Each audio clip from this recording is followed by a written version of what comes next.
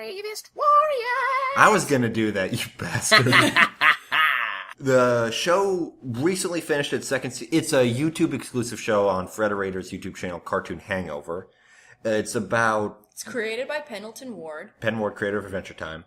But he doesn't run it because he's busy with Adventure Time. Yeah, he doesn't actually touch it that much. No. It's run by, Breen Burns? Breen Burns, Will McRobb, and Chris Viscardi. And I believe Chris Viscardi was the guy who did the Tran, Here Comes Tran, those, like, web Dr. shorts. Tran. Dr. Tran. Dr. Tran. Have you never seen those? I don't think I've seen Oh, it. they're so funny. Nikki, they're classic. They're at least the first one is. Oh, they're great. I'll have to... So anyway, the episodes are about 5 minutes long, which... We're going to come back to that in a bit. So it's a very different format from the kind of stuff we've been talking about on this show before, which has either been 11 or 22-minute episodes. These are basically mini-sodes. Yeah. Or webisodes. They're like 6 minutes. Yeah. Oh, dude, I just want to say, like, along with Breen Burns, who did do Dr. Tran, it's also developed by Will McRobb and Chris Viscardi, who created The Adventures of Pete and Pete. Oh, yeah, that's right. Pete and Kablam. Yeah. So a lot of cool people are working on Who, like, have they done anything in the interim 15 years? Yeah, they did some stuff. Nickelodeon stuff. They did that Naked Brothers Band show with the children band with a very unfortunate name. Yeah, I remember that show. And then there's some other Nickelodeon show that I never heard of called Sanjay and Craig. Yeah, No, they did that. They're doing that. I don't watch the live action stuff. We're all about the tunes here. We're goon for tunes. The only live action stuff on Nickelodeon that's ever really been worth watching is stuff by Dan Schneider. And even then you can, like, skip a lot of parts of it. Bravest Warriors, it's a sci-fi show about these 4, I guess, freelance heroes, teenage freelance heroes who live on Mars. Their parents were also heroes. The courageous battlers. Courageous battlers. And they went missing and they've taken their place.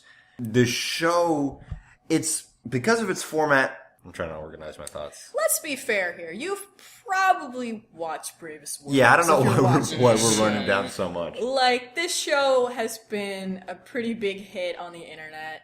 People are loving it. It's supporting Cartoon Hangover. Yeah, basically. It's why they can just come up with all these pilots like, hey, how about this thing with a dog? And everybody's like, I kind of like it. Are you going to make more? Not really. It's got a comic book. Your comic book published by Boom Studios. It's good.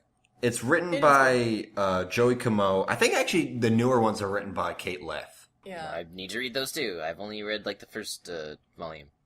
So there have been 2 seasons of it so far, totaling I think about 24 episodes. Yeah, all in all, you can watch it in like... It's about 24 episodes and then like 5 minisodes. Yeah.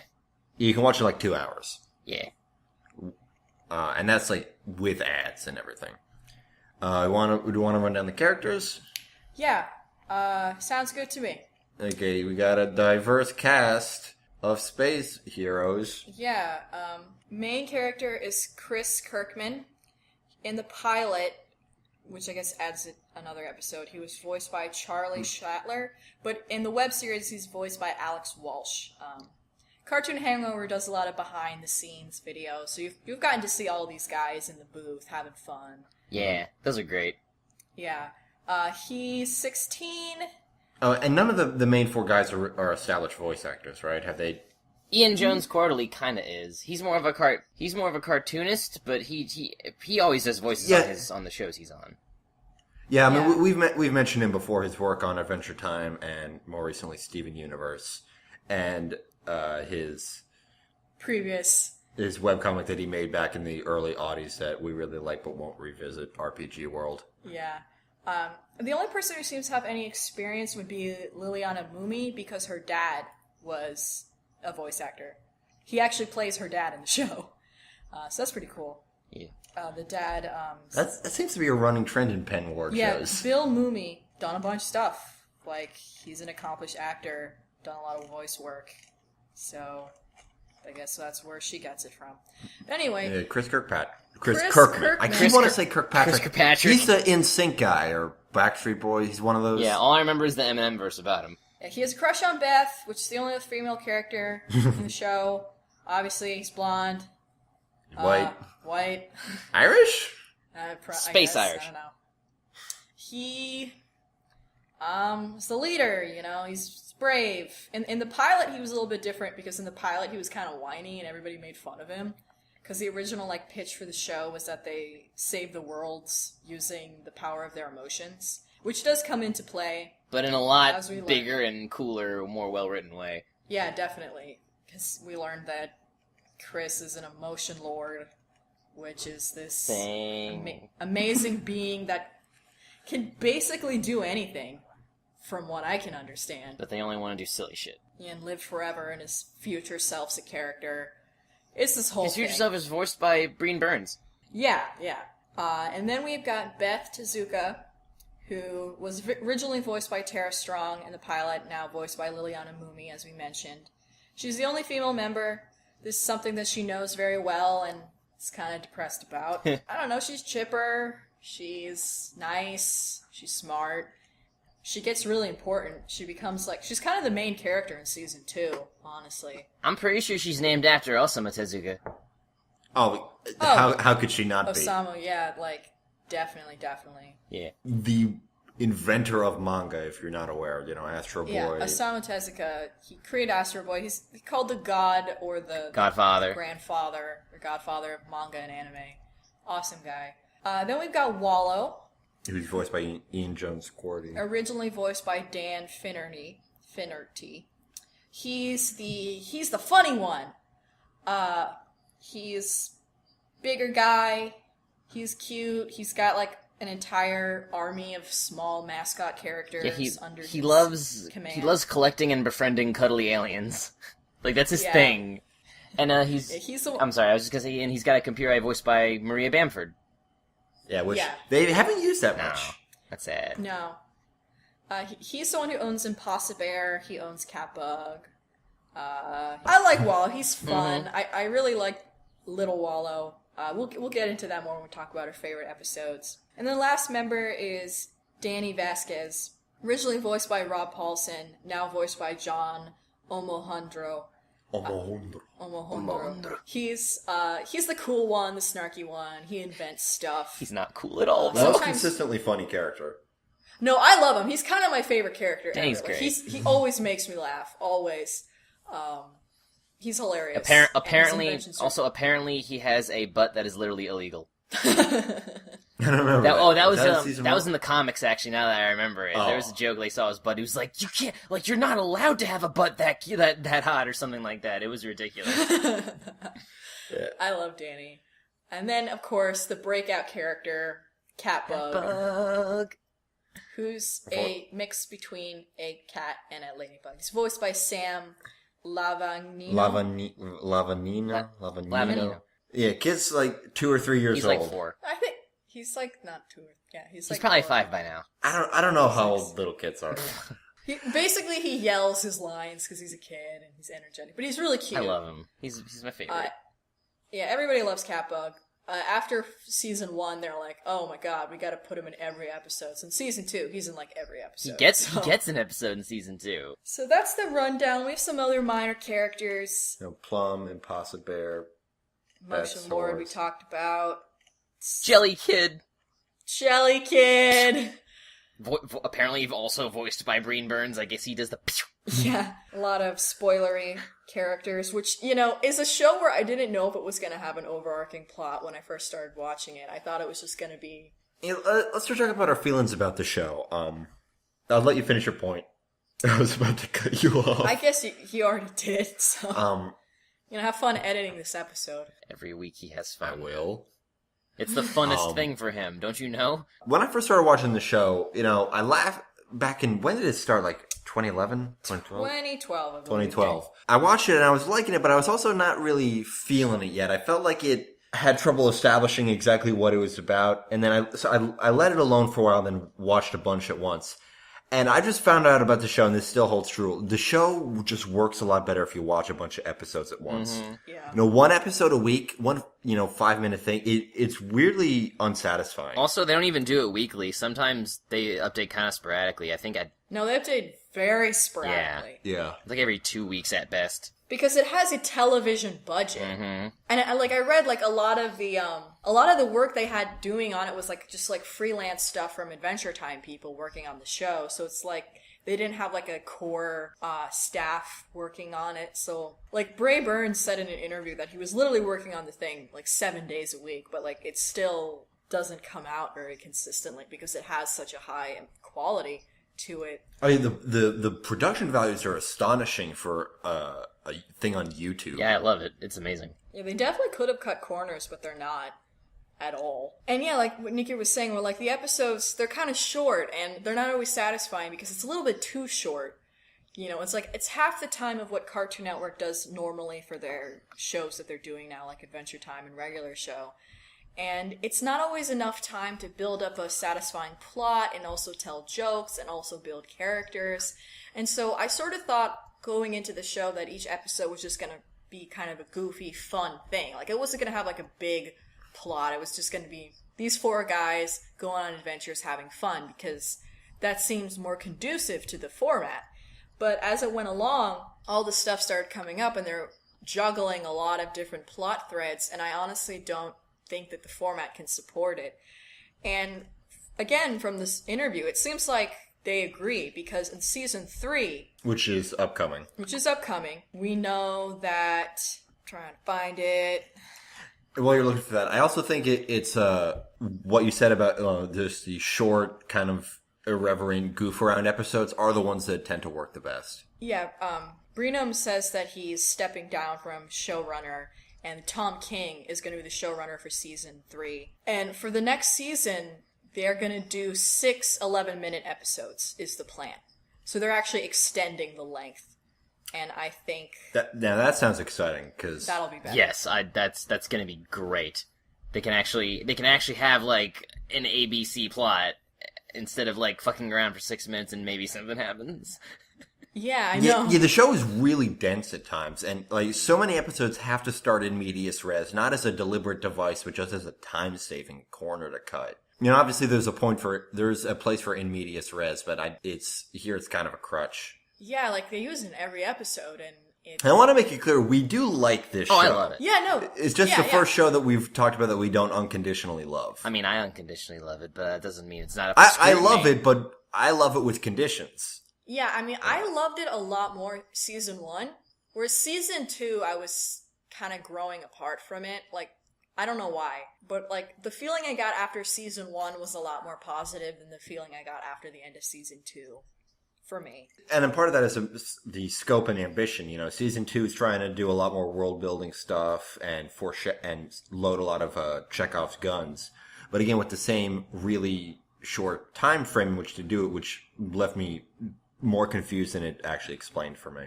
And also, I feel like, not to spoil anything, but like this season directly picks up where the other one leads off, and they're both very related in terms of like what happens at the finale. I feel like I wanted to see them tackle something completely different after that first adventure, and then maybe for season 3 go back to it if they wanted to, or just never. I don't know. I'm a fan of variety, Yeah. I mean, season 2 does have some of my favorite episodes, though. Like, the first half, standalone episode season 2 is great. Oh, it's freaking hilarious. Like, it's great. So, where do we want to go from here? I know we're kind of stumbling on ourselves right now. Favorite episodes. Tooch, you want to go first? Oh, I was about to look while you guys are talking about. Oh, now Tooch is number 1. I see. Okay. I'll me up. name one that we all we love from season 2. Jelly Kid Forever. Yes. Is so. Yeah, I mean, funny. like you said, Danny's the funniest character, and this is his best episode. Every episode with Danny is my favorite episode. Robo Chris, this one. What was his first one? The one with the time machine. Dan Before Time. Yeah. Those are like my favorite. Everything with Danny is my favorite. But Jelly Kid Forever, the delivery, the voice actor is so great in this one. Like the way that they cut the lines and like the timing is great. Jelly Kid Forever, Catbug kills Jelly Kid. because he's a cat. And, like, everybody's really nonchalant. And Catbug's, like, just coloring on his kitty tail and just like, yeah, whatever, and, yeah.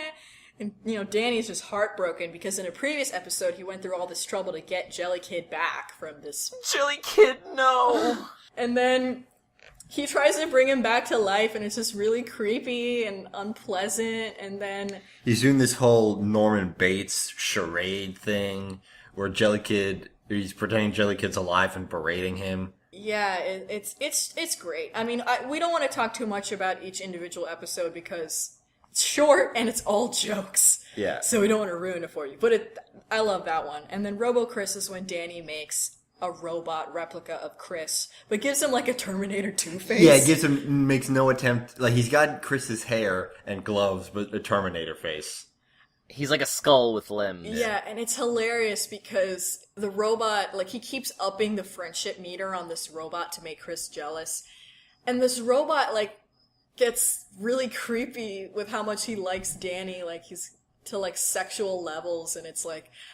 Which is a thing about the show that we should probably bring up, is that it's not for little kids. It's for teenagers. Yeah, it's interesting. It's made with a lot of the same kind of approach of a show for a younger audience, but, they use some more PG cuss swears. They'll say hell and damn and boobs.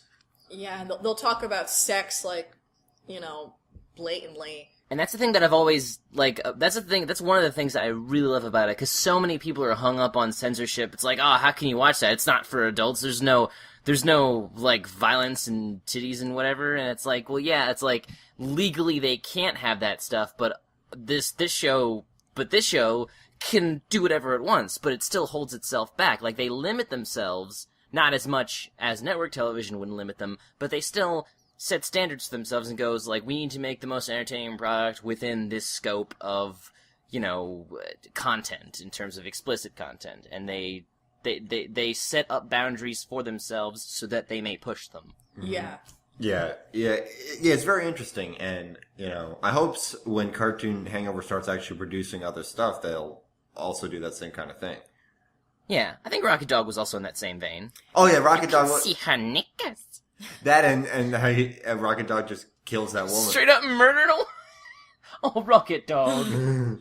Like, when Burns was asked about it, he says, I'm not the guy to ask about age demographics, but I think the show is for people who've grown up with Cartoon Network and Nickelodeon, but are ready to see something with less censorship. When I was a teenager, I had The Simpsons, Beavis and Butthead, and Spike and Mike's Festival of Animation to fill that role. I don't think our show is particularly harmful to children either. It's probably fun to watch something that feels made for older kids, which is what it is. Like, Yeah.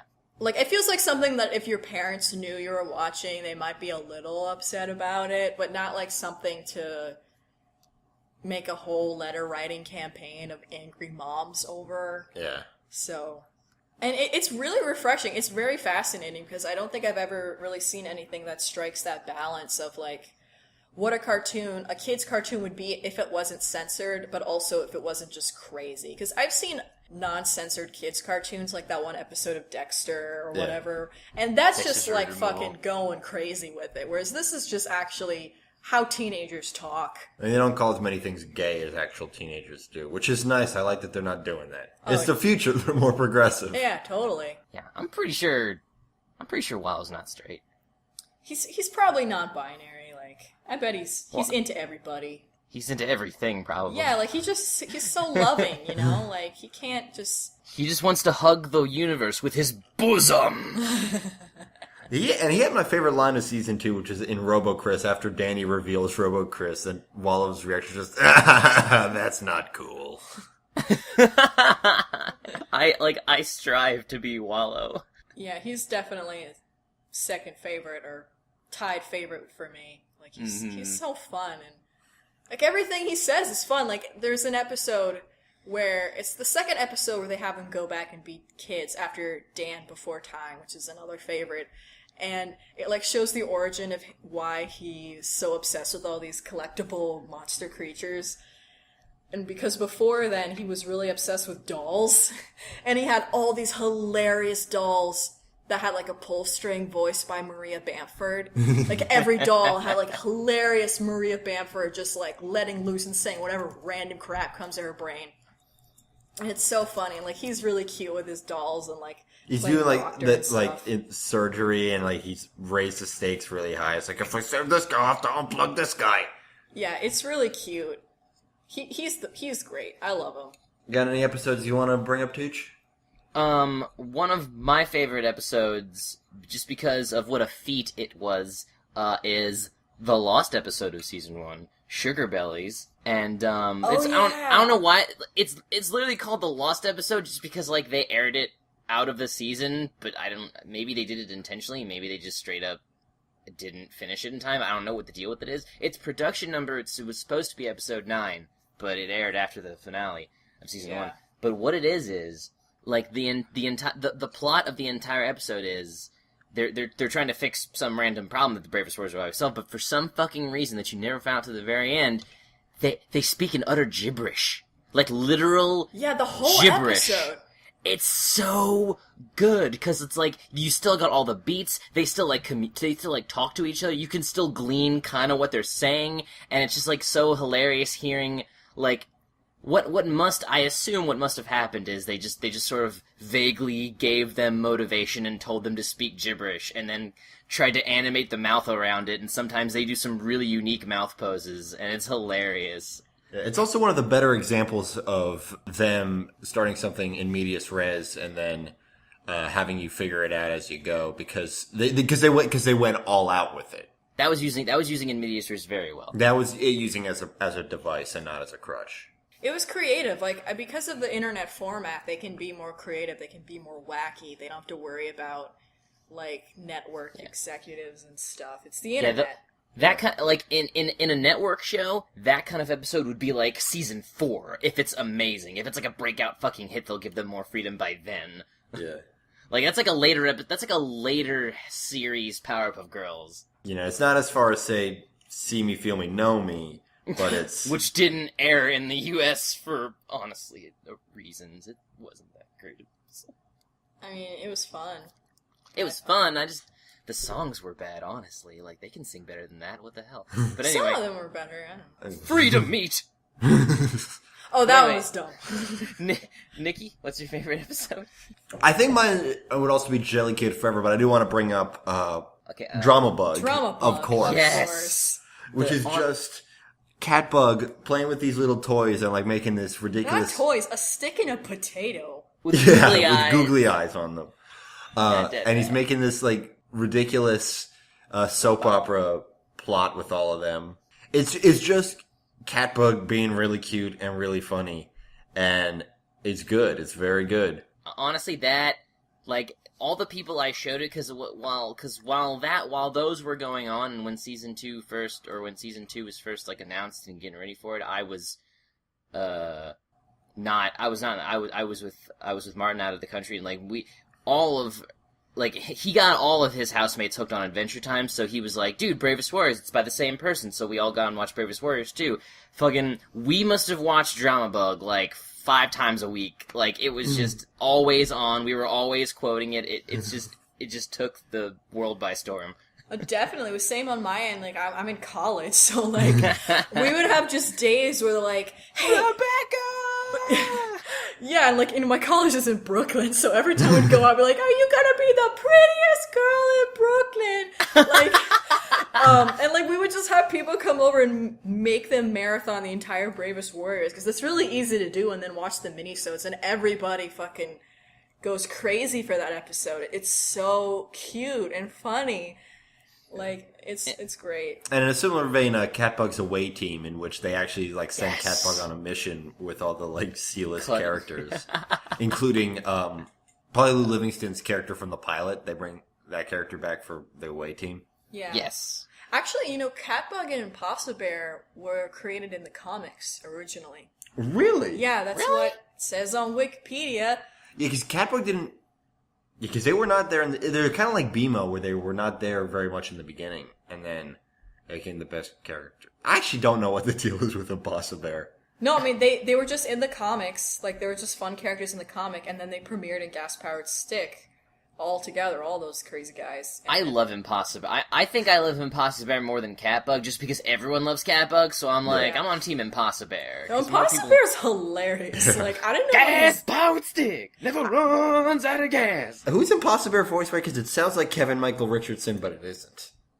Impossible Bear is Michael Leon Woolley. So it's still a 3 named Michael. Oh, he's hilarious. I don't know what his deal is. Like, he'll just show up and say some random crap, and you're just like, okay, Impossible Bear. Just like smashing plates. Yeah, like I think there's an Impossible Bear. It was either a one-off or they're doing an Impossible Bear series. Of comics. I think they're in the middle of the Impossible Bear spin-off series for the comics right now. Oh boy. I love how possessive he is of Wallow. Yeah. Like, but he's almost like belittling him at the same time, like treating, like always throwing shade at him, but like actually loving him and needing him. Like, yeah, really he's bad. he's like one of those overbearing boyfriends who like talks down to his girl all the time, but then it's like, oh no, baby, I fucking love you. Shut up, baby, I know it. Yeah, he's like that. Like, he talks big, but then he's like, I need all those times I was mad, I'll raise my hand to you. And he's so stupid too when he takes his helmet off. It's just like fucking Impossible Bear. How come every time I get you a present, you think it's a damn bomb? Oh god, that one was really good too. No, he's great. He's super great. Other characters of note, there's Plum, who's kind of the 5th member, the unofficial 5th member. The sometimes why. Yeah, she's a merewif, which is some alien that's purple and can have a mermaid tail in water. Yeah, voiced by Tara Strong, doing a some kind of pan-ethnic accent. Yeah. Yeah. Sometimes I'm like, for real, Tara? Like, I don't know if she wanted to do that or someone's It's kind of Hispanic, kind of European. Because I know Tara, yeah, sometimes it's Asian, sometimes it's different, sometimes it's something else. I know Tara likes doing, like, one of Tara Strong's favorite sadly dated impressions that she loves doing is fucking Rosie Perez. So maybe she's fucking getting her rocks off at that. Because Lord knows nobody knows who that is anymore. I'm looking up who that is. Yeah, right I don't now. know what the fuck you're talking about. She was like the female Hispanic Chris Tucker. She was like, she talked like this, and it was like, I have a loud, annoying voice. And... Yeah, there's some pretty good jokes with Plum, too, in the episode where she and Chris switch bodies, and it's like all this, like, men or women are different, but they make it funny. Oh yeah, it's hilarious. And like in the 2nd season, she seems to be like involved into some deep shit that we don't plot stuff understand. We don't understand because they're very obtuse about it still. Like, she originally just was kind of there for sexual tension when she was first introduced. Like, all the guys were, like, into her, and, like, even Chris was kind of into her, even though he likes Beth. We got the Emotion Lord, who is definitely the most important character in Season 1. He was only in 1 episode in Season 2. He was in 2.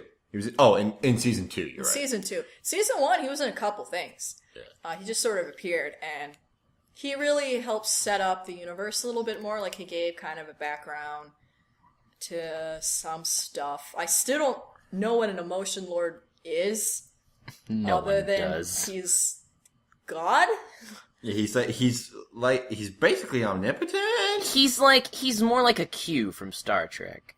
Yeah, that's exactly what he is.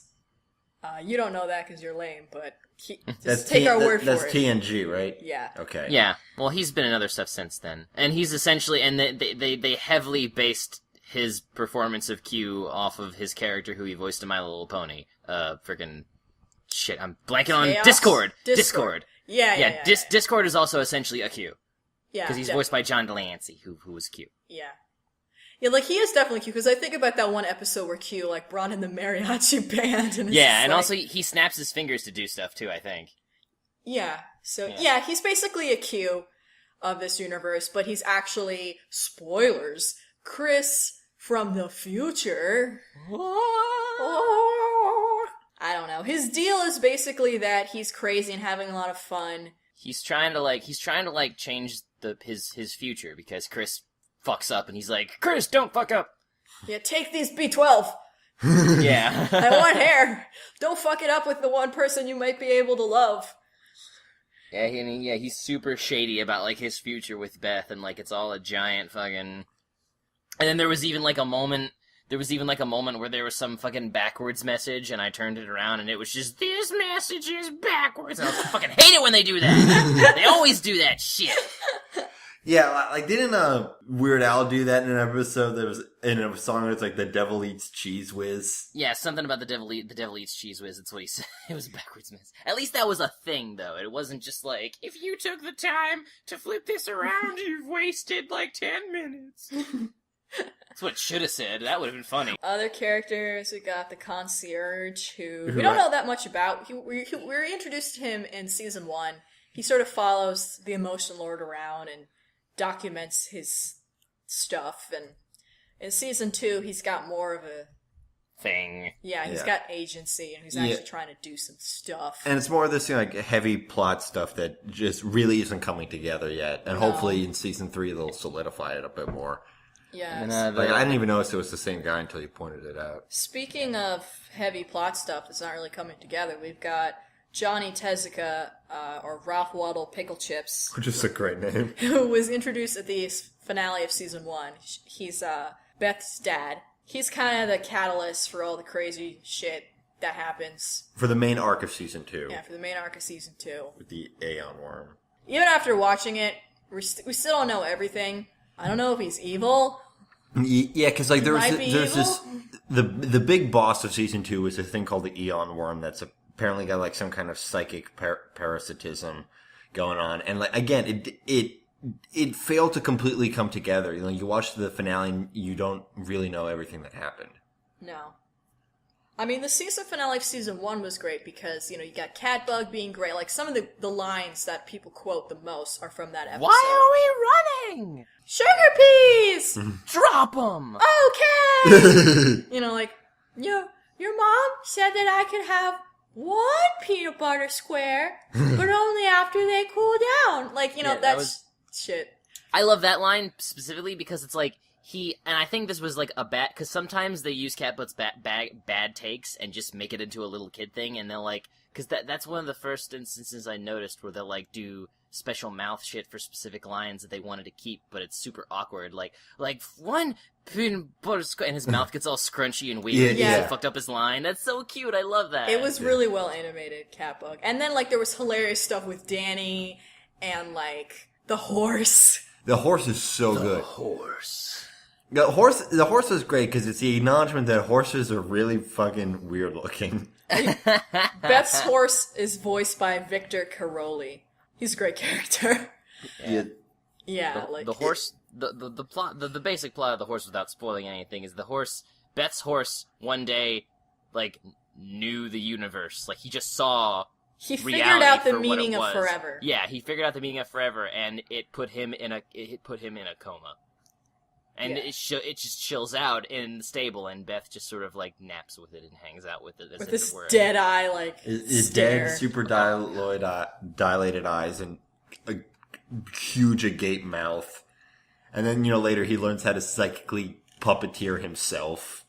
So these really crazy animations with this goofy-ass horse. Yeah. Yeah. Also, there's the thing with their stickers... Their weapons, the characters Yeah, it's like have. a little rub sticker, like it's heat activated. And it summons their, like their inner spirit animal. Familiars, weapons. Yeah, Chris has a green bee, Beth has a red cat, Danny has a yellow or orange dog, and Wallow has a blue falcon. Blue falcon. And they turn into weapons and stuff. Yeah. So that's like the basic premise. I mean, there's not much else to say without giving it away. I mean... In the time it took you to listen to this podcast about it, you could have finished season 1. Yeah, exactly. So, I mean, it's a kind of thing where it's all free to watch. It's very easy to form your own opinion of it. Maybe you disagree with us being so critical of certain stuff. That would be cool if we could create a dialogue. Yeah, I mean, it sort of represents this future of, cartoon. Like, Fred himself of Frederator Studios said that, like, he believes that the internet is the future of cartoons, because he's already, that network, like, they're always, like, grabbing people from the internet and promoting them and supporting them and like doing all kinds of crazy little mini shows they have. They have like toy pizza and cartoon conspiracies and like lots of little things that they're doing, trying to like to create this online cartoon community. And it's really cool that they recognize, you know, these guys that have been doing like flash animations for years on YouTube and like trying to make it a legitimate platform for media. Yeah, and really their target audience is people like us, young adults who love children's cartoons. Yeah. Like, they're in the perfect place. Like, Yeah, they're doing everything They right. have the network has a lot of potential, and I just hope they really, you know, start running with it as much as they could. Because as we mentioned last one, they're kind of underutilizing as much as they've got. We hope that they start making some more damn ass shows. Yeah, like they need more shows. They need a more consistent schedule.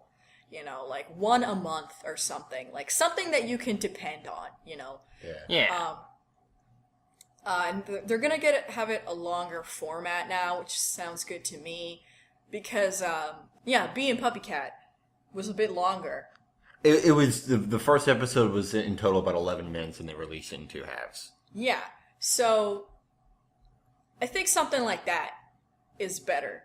I think once Bee and Puppy Cat drops, I hope they'll take off, because then they'll have 2 things. Yeah, Which because is more than one. Bee and Puppy Cat is their other, like, you know, hit the ground running show where, like, everybody just freaking loves it. But for whatever reason, Bee and Puppy Cat needed a Kickstarter to actually get made, unlike Bravest Warriors. Though I don't know if it's because they're putting Bee and Puppy Cat on TV. I don't think they are. I don't think they No, are. no, they're not. So, I think, honestly, because it's like what we were talking about before, I really don't think that Cartoon Hangover funds the production as much as network studios would be able to. Like, I think they put all their fucking eggs in the Bravest Warrior basket, and they can't really expand that much. They're probably trying to. Yeah. Yeah. So who knows how much money they actually make off of this stuff? I don't know how you... Probably not a lot. I have no Not idea as how much as they YouTube would- monetization works, and also they've got to pay a lot of people. Yeah, that too. well, they're probably making money off of all the merchandising and, like, comic books and stuff. That too. They're making a lot of merch. Like, They- lots they- of t-shirts, lots They of... did not... They did not wait a second to start They're like, merchandising. Catbug backpack, Catbug blanket, Catbug, Bendy vinyl figures, plushies. You're gonna be the most popular character in the show!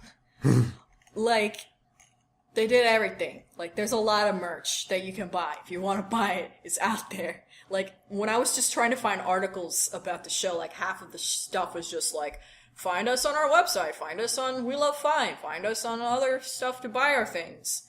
If you can't find us, you're really fucking lost, because we're everywhere. Alright, so that's Bravest Warriors. You guys... Is there anything else you One guys more want to say? thing about Okay. production process, I got a bit from the interview. Burns says, our process is very similar to network animation, except for the number of employees. We've got a fraction of the staff they have on a network show. We rely on freelancers, many of whom have been very good to us. But when things do go wrong, we don't have a lot of safety net, and big delays between episodes are common, which we've noticed. That could be a fault in the system of the web system, because it's so kind of laissez-faire. You've got like a handful of guys doing the work that normally way more guys would be doing. Like, I feel like the only reason why Bravest Warriors is still so great is because it has this great reputation, but if they were trying to start a new show and they were doing this kind of like janky update schedule, it won't be very successful, because one thing I know about the internet is that you need consistent updates for people to really pay attention and to care. That's the other reason Yeah. why I tend to watch Bravest Warriors at a half season or a whole season at the time, is because I forget when it updates. You're Yeah, like, I never oh, remember. since the last time I checked, there have been 4 new episodes. I'll just watch them all. Just want to talk about the new Adventure Time? Yeah, so I mean, I guess that's our 2 cents on Bravest Warriors. It's a little bit more lacking than last time, but, you know, it's a shorter show. Yeah, it's less work on the production end for me, so I'm happy. Yay!